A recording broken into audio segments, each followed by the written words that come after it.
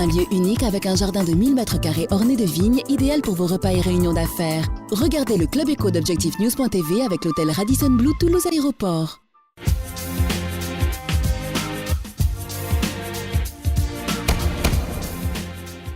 Bonsoir, bienvenue dans le Club Éco d'ObjectiveNews.tv. Nous recevons ce soir Bertrand Cobb, le dirigeant fondateur de l'entreprise INSEA. Bonsoir. Bonsoir. Vous dirigez une entreprise qui ne connaît pas la crise, même qui connaît plutôt une belle croissance. Je rappelle qu'INSEA est né en avril 2006, ça va faire près de 4 ans. Et aujourd'hui, vous poursuivez une croissance qui vous amènera peut-être à doubler votre chiffre d'affaires. Ça veut dire qu'aujourd'hui, le photovoltaïque ne connaît pas la crise ? Ne connaît pas la crise, je dirais non. Une belle croissance, oui. Nous doublons à peu près notre chiffre d'affaires tous les ans. Donc notre activité ne se focalise pas uniquement sur le photovoltaïque. Nous sommes spécialisés dans tout ce qui est optimisation de la consommation énergétique. Nous avons quelques belles références comme Astrium, qui est la filiale d'Airbus qui fabrique des satellites, qui sont clients pour nous, pas pour le photovoltaïque, mais pour des centrales thermiques. Donc les difficultés générales des activités économiques en France, nous les rencontrons. Mais simplement, nous sommes sur un secteur qui est porteur, qui a été assez vulgarisé avec le Grenelle de l'environnement, qui nous permet de continuer à nous développer dans des conditions acceptables. Vous le rappelez, Bertrand Cobb, que votre métier, c'est l'optimisation de la consommation énergétique. Quand on parle d'optimisation et qu'on est en pleine crise, comme nous connaissons aujourd'hui, j'imagine que les entreprises sont très réceptives, mais aussi les mairies, les collectivités locales, dès qu'on parle aujourd'hui de rationalisation de coûts ou d'économie. Est-ce que ça veut dire que peut-être votre offre arrive au bon moment ?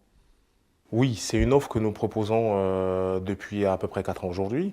Donc aujourd'hui, nous considérons que la clientèle est mûre.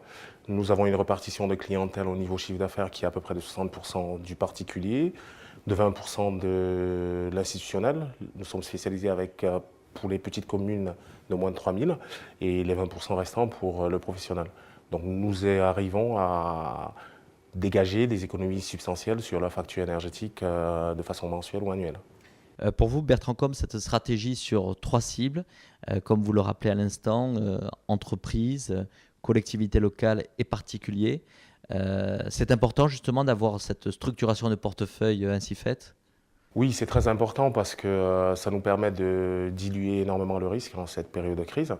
Donc on ne s'est pas uniquement spécialisé ou concentré dans des grandes entreprises et dans les collectivités parce qu'on peut avoir des décalages de commandes qui ne sont pas évidents à gérer pour une entreprise jeune.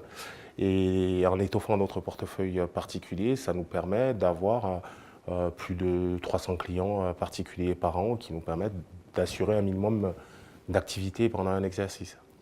Bertrand, comme vous, ça fait 4 ans que vous êtes sur ce marché, donc vous avez un certain recul. On a l'impression, et je pense notamment aux particuliers, aux consommateurs qui veulent mieux y comprendre dans toute cette offre abondante qui s'enrichit de mois en mois, car on voit de plus en plus naître des sociétés autour des énergies, autour de la consommation d'énergie. Comment arriver à se distinguer sur ce marché et pour avoir une offre lisible et compréhensible du grand public ? Donc déjà en matière d'optimisation de la consommation énergétique, il est préférable de prendre une société locale qui va faire du sur-mesure, qui ne va pas vendre uniquement un seul produit, qui va faire une analyse globale et pouvoir savoir quel est le poste sur lequel on pourrait dégager le plus d'économies, parce que ce n'est pas forcément le photovoltaïque qui en fait ne génère pas d'économie mais permet de gagner un peu plus d'argent. Souvent les gestes très simples sont très efficaces dans l'optimisation de la consommation énergétique, c'est tout simplement changer la laine de verre. Bien isoler son plafond peut permettre d'économiser, dans certains cas, 150 à 200 euros par mois sur sa facture de chauffage. Alors Bertrand, comme vous disiez, en tout cas, vous évoluez dans un secteur en pleine croissance. Ça se vérifie lorsqu'on regarde aujourd'hui les chiffres de votre activité. 2009, vous avez généré près de 2 millions d'euros. Cette année, vous visez les 4 millions d'euros et avec un plan stratégique à 2011 pour 10 millions d'euros. Comment on arrive à financer cette croissance ? Oui, c'est là où le bas blesse, pour la simple raison que les partenaires financiers, donc en l'occurrence les banques, ont pris beaucoup de retard au niveau de la compréhension de l'activité. Dans certains cas, sont souvent frileux, tout simplement parce c'est un métier nouveau qui va allier à la fois le côté bureau d'études, va allier à la fois le côté mise en place et le côté production. Donc il n'est pas évident dans cette activité de pouvoir lever des fonds. Mais aujourd'hui, nous bénéficions de l'antériorité parce qu'on a plusieurs centaines d'installations à notre actif. On a un peu de recul et nos partenaires historiques commencent à comprendre l'activité de plus en plus. Alors, vous êtes en train de boucler, je crois, une augmentation de capital, une levée de fonds, en faisant rentrer de nouveaux investisseurs privés à hauteur de 15% et 5% qui sont réservés à vos collaborateurs qui vont entrer aussi dans le capital. C'est important pour vous en termes d'actes de management, de dirigeants de cette entreprise, d'ouvrir le capital aussi à vos équipes? Oui, c'est même primordial, je vais dire. C'est l'un des aspects qui me tenait le plus à cœur. Donc, pour revenir sur l'historique d'INSEA, c'est une entreprise qu'on a créée en 2006 avec très peu de fonds, avec 5 000 euros.